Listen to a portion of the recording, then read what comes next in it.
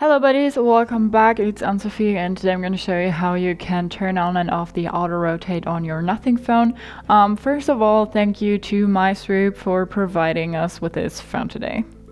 To turn off and on the auto rotate, you go down to your drop down menu and then swipe to your right, and here you have auto rotate. It's off right now, and then when we turn it on, a little demonstration, we go to the Play Store and then we switch our screen around, and now you can see that the screen shifted sideways. When we go back and hold up our phone, it's back to the standard.